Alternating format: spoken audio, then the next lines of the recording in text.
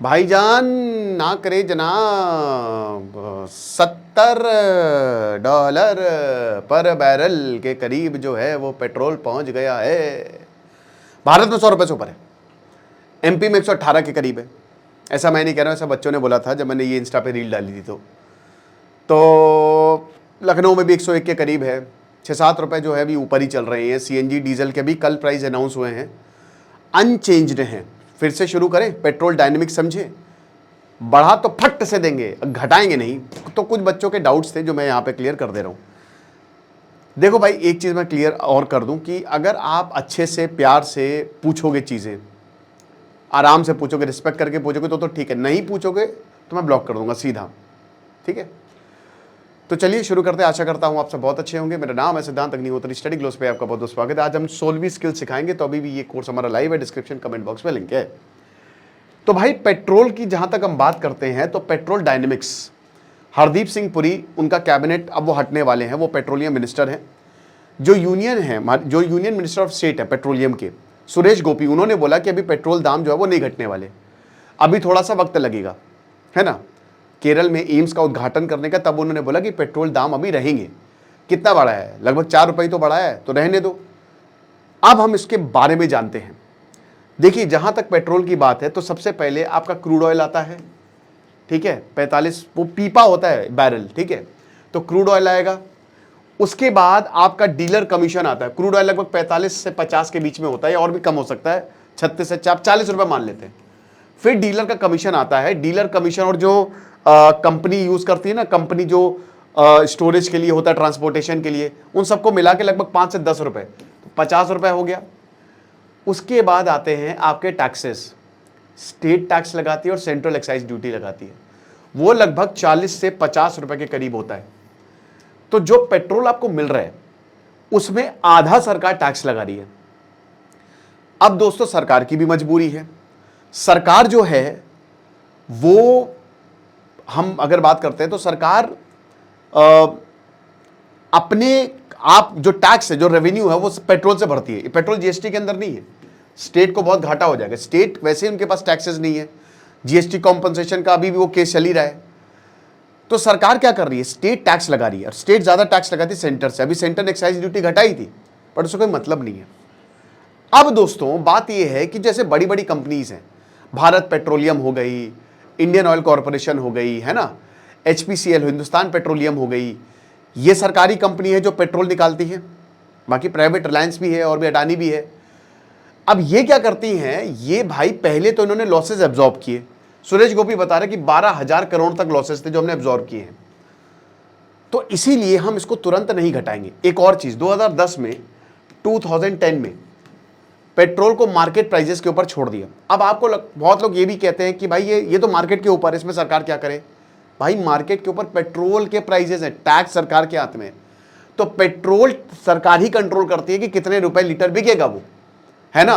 वो free market में नहीं कि मार्केट के हिसाब से जितना चल रहा है उतना। टैक्सेस तो सरकार, तो क्रूड ऑयल ऊपर नीचे होता रहेगा, बट टैक्स सरकार के हाथ में। अब दोस्तों, कोविड-19 में ये $20 पर बैरल तक चला गया था, तब भी आपको पेट्रोल उतने का ही मिला था। और अभी दोस्तों ये $115 पर बैरल गया था, तब भी आपको पेट्रोल प्राइस जो है वो उतने का ही मिला।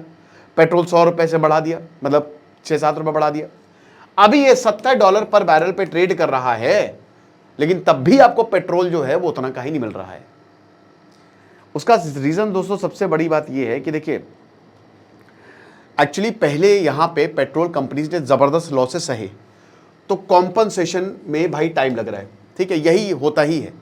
पेट्रोल कंपनीज को भी पता था, बहुत लॉसेस वो सह रही थी, और वो सरकार के ऊपर बोल रही थी कि आप पेट्रोल के दाम बढ़ाइए। बट इलेक्शंस थे, वेस्ट बंगाल के इलेक्शंस थे, मेन तो भाई वेस्ट बंगाल था, तमिलनाडु के इलेक्शंस थे, तो सरकार ने बोला भी रुक जाओ।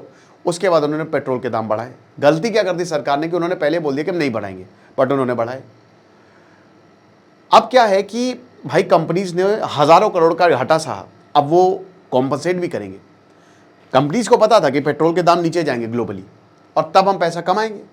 कंपनीज भी भाई, उनको भी तब देखना होता, बट पेट्रोल के दाम एक हद तक से ज़्यादा ऊपर जाते हैं तो इन्फ्लेशन आता है, महंगाई बढ़ती है, दिक्कतें बहुत ज़्यादा होती हैं, रिफाइनिंग चार्जेस, ट्रांसपोर्टेशन कॉस्ट, बहुत सारी कॉस्ट होती हैं।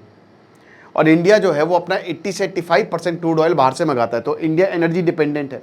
ओके, तो अगर क्रूड प्राइसेस में फॉल आया तो इसका मतलब ये नहीं कि भारत में पेट्रोल के प्राइसेस भी घटेंगे। भारत में पेट्रोल के प्राइसेस उतने ही रहेंगे चाहे भगवान भी क्यों ना आ जाए।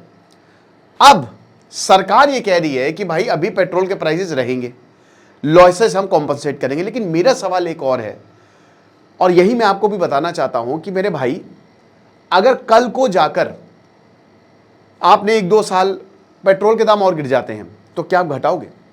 मैं कह रहा हूं कि चलो ठीक है, आपने 1 साल तक पेट्रोल के दाम बढ़ा के रखे, उसके बाद क्या आप घटाओगे? नहीं।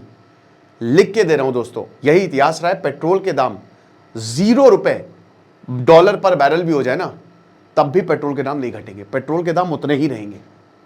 ये आप अपने दिमाग में घुसा लीजिए। जितने कम बैरल पेट्रोल के दाम होंगे उतने ही सरकार को फायदा होगा। अब कुछ बच्चे, कुछ महानुभाव ये बोल रहे थे कि सर अरे अब कैसे हम अपना जो है वो टैक्स मैनेज करेंगे, कैसे जो है हम अपने देश को मैनेज करेंगे, ये पेट्रोल का पैसा है, मार्केट कोलैप्स हो जाएगा। भाई पढ़ लो पहले जाके। ऐसे बेवकूफ़ों को मैं यही बोलूँगा, भारत में टैक्स स्ट्रक्चर वाहियात है, 2 कौड़ी का है। जहां से आपको टैक्सेस कमाने चाहिए वहां से आप टैक्स लेते नहीं, क्योंकि बड़े बड़े पॉलिटिशियंस बैठे हुए हैं वहां पे, है ना। स्कूल से टैक्स है, एनजीओ खोल खोल के दिखा दिखा के वो टैक्स मारते हैं। और बड़े बड़े लोग, ट्रस्ट में कौन होता है? राम मंदिर में डोनेशन दिया, चोरी हो गया।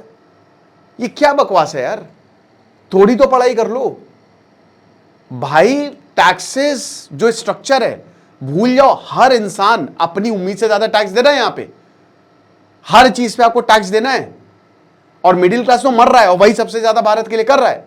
अमीर टैक्स नहीं देगा, गरीब टैक्स नहीं देगा, मिडिल क्लास बचा, वो मरता जा रहा है, और वही भारत के लिए कर रहा है। वही आप स्कूल में जो सबसे इंटेलिजेंट लड़के होते थे वो सबसे लोगों के, टीचर्स के फेवरेट होते थे, या जो सबसे लद्दड़ पढ़ने में होते थे वो काफी पॉपुलर होते थे।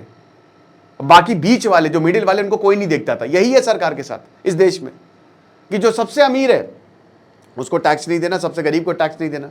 अब मैं नहीं कह रहा हूं कि गरीब पे टैक्स लगाओ, सरकार बहुत सारी चीजें सब्सिडाइज करती है, लेकिन क्या आपके पास अल्टरनेटिव नहीं है? क्या भारत के लोगों की इतनी इनकम है? जवाब है नहीं। जितने टैक्स है, टैक्स टू इनकम रेशियो बहुत कम है, बहुत गड़बड़ है भारत में। आप यूरोप में जाएंगे तो यूरोप में टैक्स इसीलिए दिया जाता है कि वो बदले में आपको बहुत कुछ देने। भारत क्या दे रही है आपको? क्या मिल रहा है आपको? फ्री हेल्थ केयर मिल रही है, प्राइवेट स्कूल में आप अभी भी पढ़ा रहे हैं, रोड में जा रहे हैं तो भाई गड्ढे। वहां पे आप देखिए दिल्ली में मंत्रियों के घर के सामने कौन सा लोक कल्याण मार्ग और वो ल्यूटियंस दिल्ली, रोड उखाड़ उखाड़ के दोबारा बना रहे हैं, और यहां पे मर जाता है इंसान, गड्ढे में गिर के कुछ करके बह जाती है पूरी की पूरी रोड।